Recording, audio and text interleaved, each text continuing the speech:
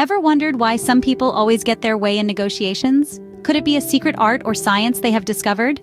Welcome to the intriguing world of Never Split the Difference, negotiating as if your life depended on it, authored by the renowned FBI negotiator Chris Voss.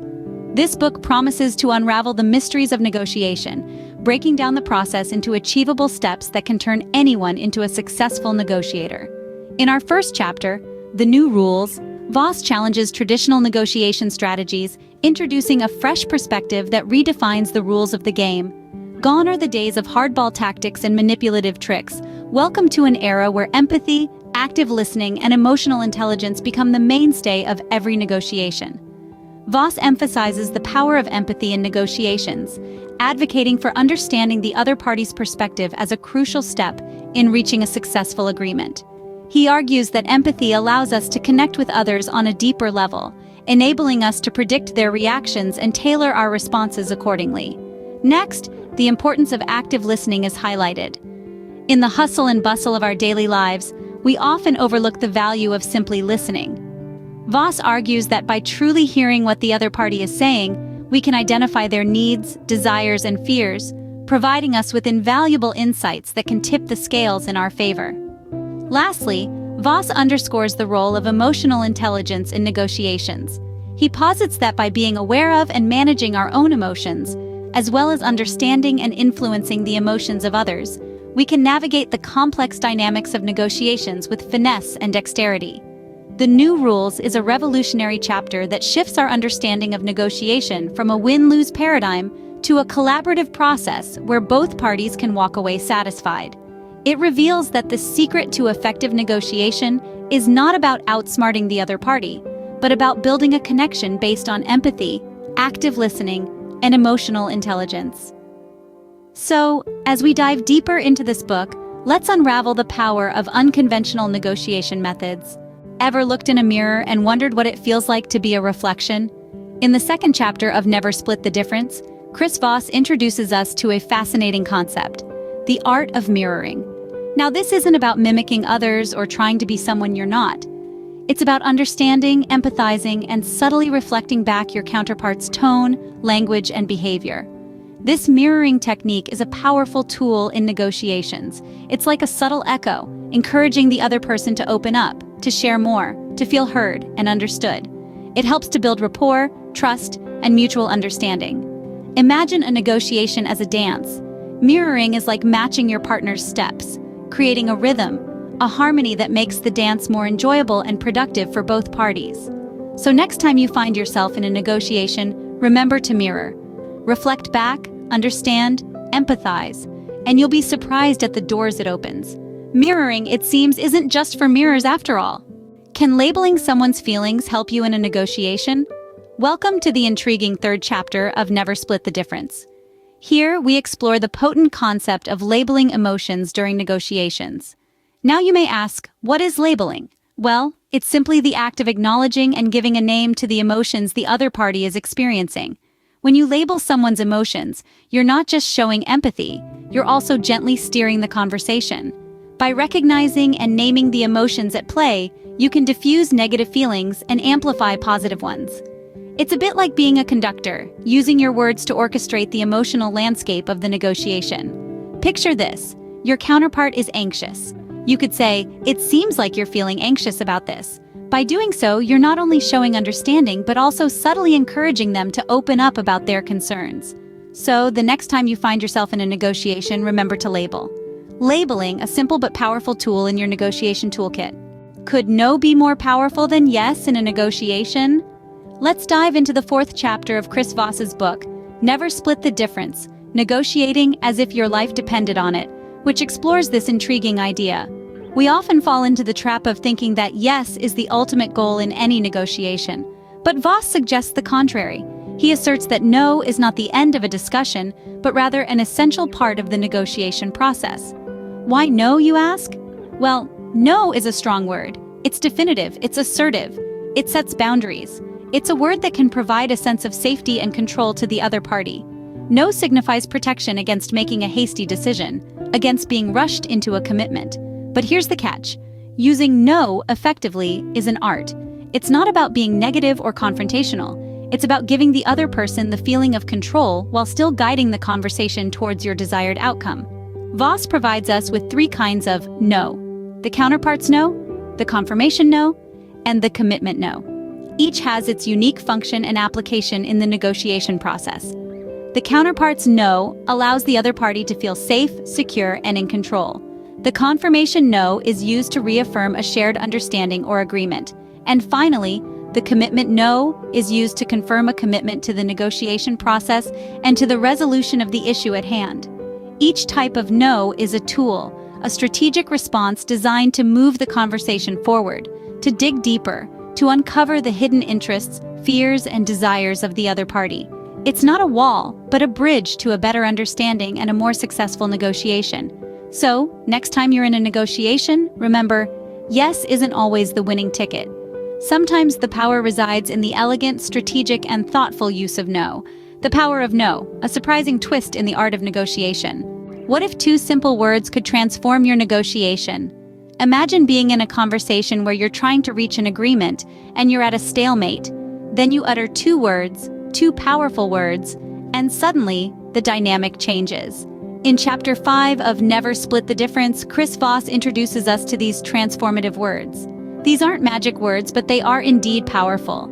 They are the key to unlocking empathy, understanding, and connection in any negotiation. They can shift the conversation from a battle of wills to a collaborative effort. Now you might be wondering, what are these words? Well, we won't spoil the surprise just yet. Let's just say that these words have the potential to change not just your negotiation, but also your perspective on how you communicate. So brace yourself as we dive deep into the power of these 2 words that promise to transform your negotiation. 2 words: endless possibilities. Can you really bend someone's reality during a negotiation? Well, Chris Voss certainly thinks so. In Chapter 6 of Never Split the Difference, he takes us on a journey of understanding how to influence perceptions during negotiations. Here's the thing: reality is subjective, and it can be shaped by the power of persuasion. In the realm of negotiation, this isn't about deception or manipulation. Rather, it's about helping the other party see things from a different perspective, your perspective. It's about painting a picture so vivid in their mind that it alters their perception of the situation at hand. This is achieved by deploying smart tactics like anchoring their emotions, using loss aversion to your advantage, and creating a comparison contrast to shift their perspective. In essence, bending reality is about shaping perceptions to navigate the negotiation in a direction that benefits you. It's about creating a win-win situation where both parties walk away feeling satisfied. Bending reality, a fascinating strategy for successful negotiations. What if the other party felt in control while you were actually leading the negotiation? This is the beauty of the 7th chapter of Chris Voss's book, Never Split the Difference, Negotiating as if your life depended on it. It's all about creating an illusion of control. Now, the concept might sound like a sleight of hand trick, but it's not about deception. Rather, it's about guiding the conversation in such a subtle way that the other party feels they are steering the ship, even though you're charting the course. It's like being a silent conductor, directing a symphony where everyone believes they are playing their own tune. In negotiations, people want to feel heard, respected, and in control. But here's the secret. You can provide all this without relinquishing your own power. How? By letting them do most of the talking. Ask open-ended questions, something Voss refers to as calibrated questions, that steer the conversation towards your desired outcome. For instance, instead of asking, "Can you offer a better price?" which can lead to a simple yes or no, you might ask, "How can we work together to make this price more reasonable?" This invites the other party to contribute their ideas and solutions, giving them a sense of control. And here's another trick. Use the power of silence. After asking a calibrated question, stay quiet and let the other party fill the silence. People have a natural tendency to want to fill voids in conversation, and in doing so, they often reveal more information than they initially intended. But remember, the goal is not manipulation, but collaboration. It's about creating a win-win situation where both parties feel valued and satisfied with the outcome. So the next time you find yourself in a negotiation, try giving the illusion of control. It's a powerful strategy that can lead to more successful outcomes, and more importantly, maintain and strengthen relationships. The illusion of control, a masterstroke in the game of negotiation. What good is a negotiation if it doesn't translate into action? The 8th chapter of Chris Voss's book, Never Split the Difference, Negotiating as if your life depended on it, delves into this very concern. Imagine you've just had a successful negotiation. You've mirrored, labeled emotions, mastered the no, bent their reality, and even created an illusion of control. But what comes next? Guaranteeing execution. It's not just about reaching an agreement, it's about making sure that agreement materializes into real-world action. Think of it as the bridge between words and deeds. It's about holding all parties accountable, ensuring they follow through on their promises. It's the final piece of the puzzle that makes your negotiation not just successful, but impactful. Without execution, a negotiation is like a beautifully wrapped gift that's never opened. It holds promise, but its true value remains unrealized. So remember, the real success of any negotiation lies in guaranteeing execution, the real success of any negotiation. Are you ready to bargain hard and win? Welcome to Chapter 9 of Chris Voss's Never Split the Difference, Negotiating as if your life depended on it. This chapter is a masterstroke in the art of negotiation, focusing on the critical aspect of bargaining. The idea here is not just about winning, but ensuring a win-win situation for all parties involved. Bargaining is a dance, a rhythm of give and take.